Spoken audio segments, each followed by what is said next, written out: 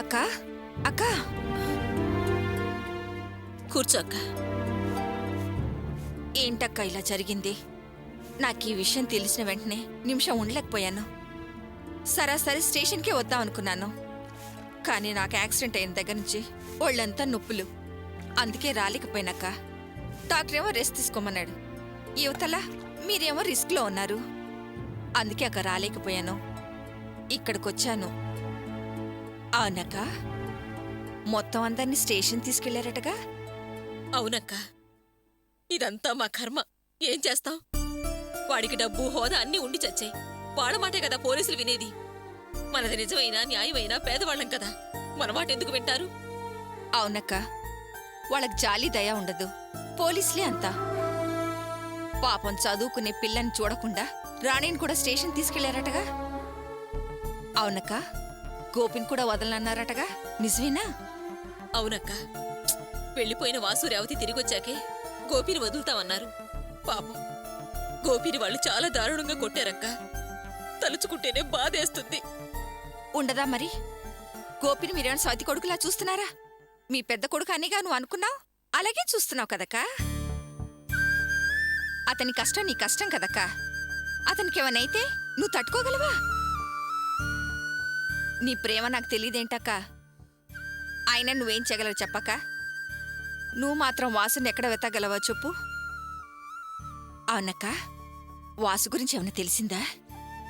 ఇప్పుడే వాసు వైజాగ్ నుంచి ఫోన్ చేశాడక్క. ఏంటి? వైజాగ్ నుంచి వాసు ఫోన్ చేశాడా? రాణి ఉంది, కాస్త మెల్లిగా మాట్లాడక్క. ఓహో, రాణి, అక్కయ్య కాస్త టీ తీసుకురమ్మా. నీళ్ళేవమ్మా, తీసుకొచ్చిన తర్వాత పెట్టిస్తాను. సరేనమ్మా. అక్క, వాసు ఫోన్ చేశాడన్నావు, నిజమేనా? నిజమేనక్క, కానీ వాసు వస్తేనే గోపి వదులుతామంటున్నారు. వాడేమో ఈ పరిస్థితిలో నేనెక్కడుంది ఎవరికీ చెప్పొద్దంటున్నాడు. గోపిని కాపాడాలంటే వాడు రావాలక్క. అది తప్ప మరో దారి లేదు. అంతా అయోమయంగా ఉంది. అక్క, సరైన సమయానికి వచ్చావు. ఏదైనా సలహా ఇవ్వక్క. ఏం చేయమంటావో చెప్పక్క. రాణి ఉంది మెల్లిగా అన్నావు. వాసు ఫోన్ చేసిన సంగతి ఎవరికీ తెలీదా? తెలీదక్క. నేను ఫోన్లో మాట్లాడినట్టుగా ఎవరికీ తెలీదు. వాడు ఎవరికీ చెప్పొద్దన్నాడు. అంతేకాదక్క, వాడు అమ్మాయిని పెళ్లి చేసుకున్నాడంట. ఇంకొన్నాళ్ళలాగా వస్తానంటున్నాడు. వాడొచ్చే వరకు ఇప్పుడున్న చోటు, ఫోన్ చేసిన విషయం ఎవరికీ చెప్పొద్దంటున్నాడు. నిజమే అక్క, వాసు చెప్పింది కరెక్టే. రహస్యంగానే ఉంచు. ఏంటక్క నువ్వనేది? అవతల పోలీస్ స్టేషన్లో గోపిని నిర్దాక్షిణ్యంగా కొడుతున్నారు. కొడతారు అంతే కదా, చంపనైతే చంపరు కదా. కానీ వాసు ఉన్న ప్లేస్ నువ్వు కనుక బయట పెడితే ఆ అమ్మాయి వాళ్ళ నాన్న ఊరుకుంటాడా? నరికి పోగులేస్తాడక్క. తర్వాత వాళ్ళ కూతుర్ని వాళ్ళు తీసుకెళ్ళిపోతారు. ఇంకా నువ్వు నీ వాసుని జీవితాంతం చూడలేవక్క. ఇంకా నీ కడుపుకోతే కదా మిగిలేది.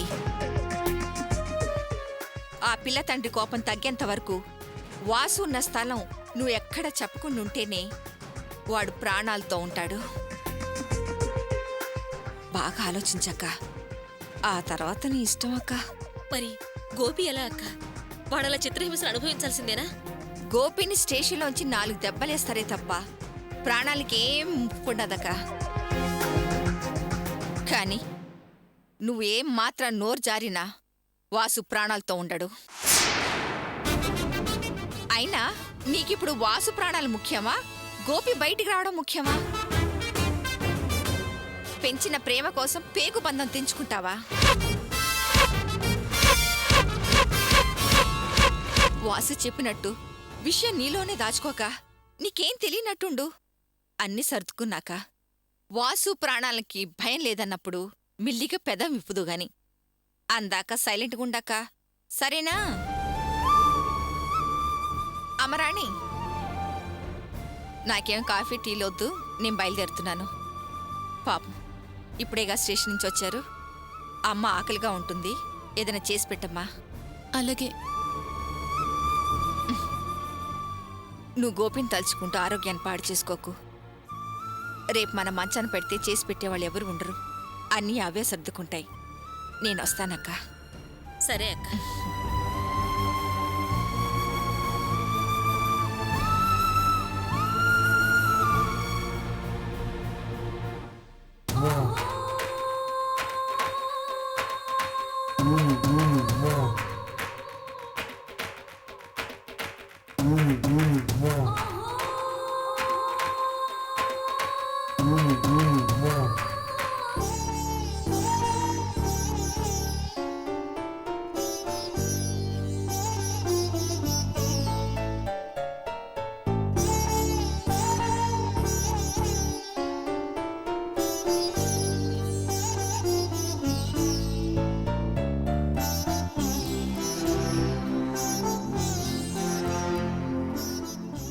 అర్చన, భోంచొద్దుగానిరా.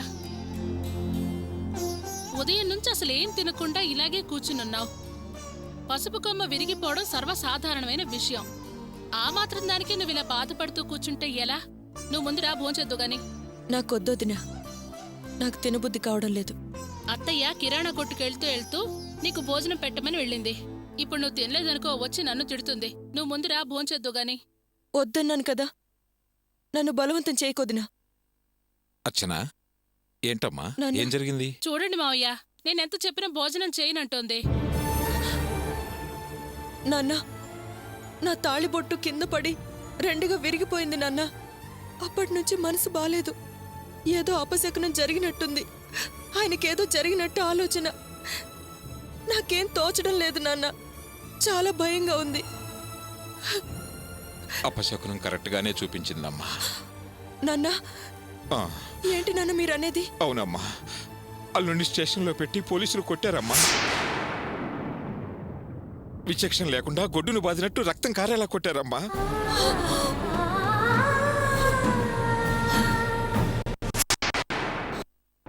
ఏంటన్నా మీరంటుంది? నేను ఇప్పుడు స్టేషన్కి వెళ్ళి అల్లుడిని చూసే వస్తున్నానమ్మా. అతను చూడటం నా వల్ల కాలేదు. మొహం అంతా రక్తం, ఒళ్ళంతా గాయాలు. ఆ ఇన్స్పెక్టర్ అంతా రాక్షసంగా కొట్టాడు. అల్లుడికి ఈ పరిస్థితి ఏమిటని చాలా బాధేసిందమ్మా. నాకు తెలిసిన ఓ పొలిటీషియన్ని తీసుకెళ్లాను. మొత్తానికి అందరినీ వదిలేశారు గాని వాసు దొరికే వరకు అల్లుడిని మాత్రం వదలమన్నారమ్మా. నాకేం చేయాలో తోచగా వచ్చేశానమ్మా. అల్లుడికి అక్కడ అలా దెబ్బలు తగలటం వల్లే ఇక్కడ నీ పసుపు కొమ్ము విరిగిందమ్మా. నాన్న, ఆయనకేం ప్రమాదం లేదు కదా? ప్రమాదం ఏమీ లేదమ్మా, కానీ బాగా కొట్టారమ్మా. ఆ పొలిటీషియన్ని బెదిరించడం వల్ల ఇక అల్లుడి గారి మీద చెయ్యి వేయరు. నువ్వేం భయపడకు నాన్న, నేను వెంటనే ఆయన చూడాలి నాన్న. అవునమ్మా, నువ్వు అతన్ని చూడాలి. నువ్వు చూస్తే అతని మనసుకు కాస్త ప్రశాంతత లభిస్తుంది. అలాగే. పదమ్మా, వెళదాం, పద. అలాగే నాన్న. మావయ్య ఆగండి. ఏంటి మావయ్య, అర్చన ఏదో బాధలో ఉండి వెళ్దామంటే మీరు కూడా సరేనని తీసుకెళ్తున్నారు. అత్తయ్య వస్తే కోపడుతుంది. కోపడితే కోపడి ఏమవుతుందంట? భర్త ఆపదలో ఉంటే భార్యకు బాధ ఉండదా? వెళ్ళి చూడాలన్న తాపత్రయం ఉండదా? అది కాదు మావయ్య, అత్తయ్య లేని టైంలో అర్చన గోపిని చూడడానికి వెళ్ళిందంటే అత్తయ్య మనసు బాధపడుతుంది మావయ్య. బాధపడితే బాధపడి నేనేం పట్టించుకోను. నాకు నా కూతురు ముఖ్యం, దాన్ని ఓదార్చడం ముఖ్యం. నువ్వు రామ్మా, పద, వెళ్దాం, పద. అర్చన, మావయ్య, అర్చన,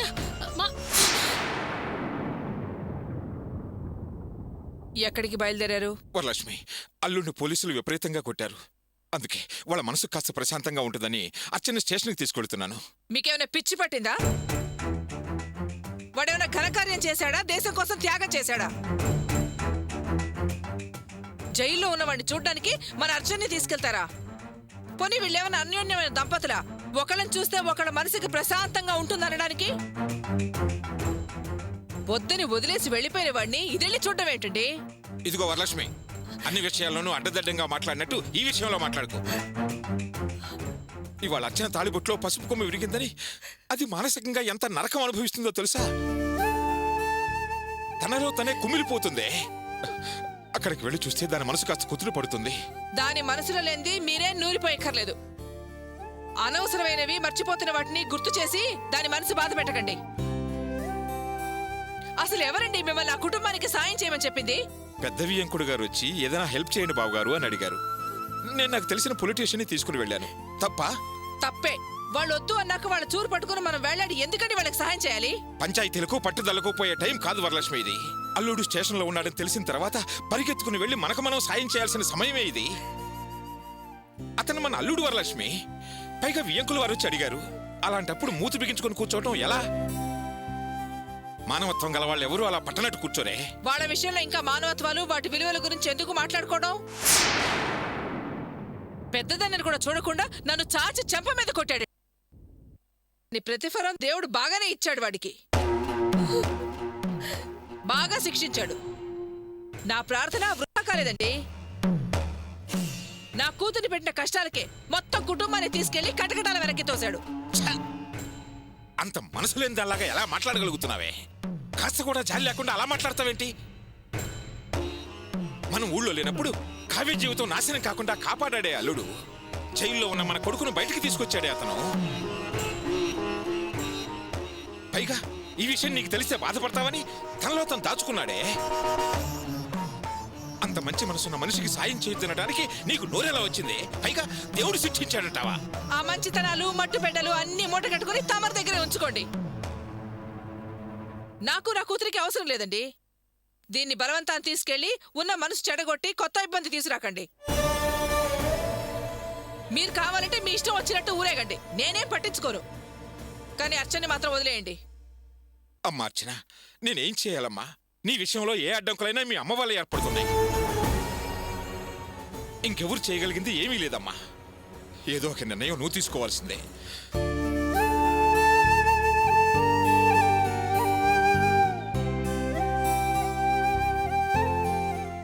అత్తయ్య, ఉదయం నుంచి అర్చన అసలు ఏమీ తినకుండా ఇలా ఏడుస్తూనే కూర్చుంది. అదిగాక ఇప్పుడు మావయ్య వచ్చి ఈ విషయాలన్నీ చెప్పి తన మనసు బాధ పెట్టారు. కాస్త చూడండి అత్తయ్య. అర్చన, ఏంటమ్మా? ఏం లేదమ్మా, ఏం లేదు.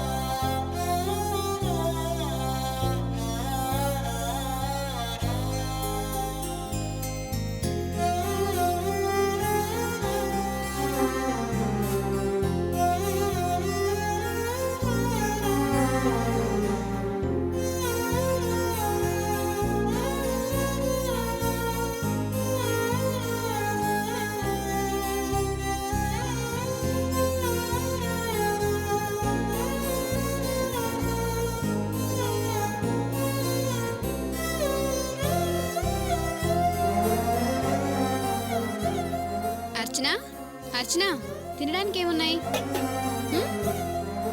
అర్చన,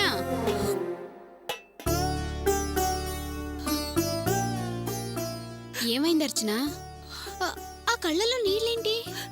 ఏదో ప్రాబ్లంలో ఉన్నట్టున్నావు. ఏమైంది? నా పరిస్థితి నాకే అర్థం కావట్లేదు ప్రియ. నా మనసు సరిగ్గా లేదు. నేను గుడికెళ్ళొస్తాను. కూర చేసి పెట్టు. సరే, నేను చేస్తాలే. అమ్మ అడిగితే గుడికెళ్ళానని చెప్పు. సరే, జాగ్రత్త.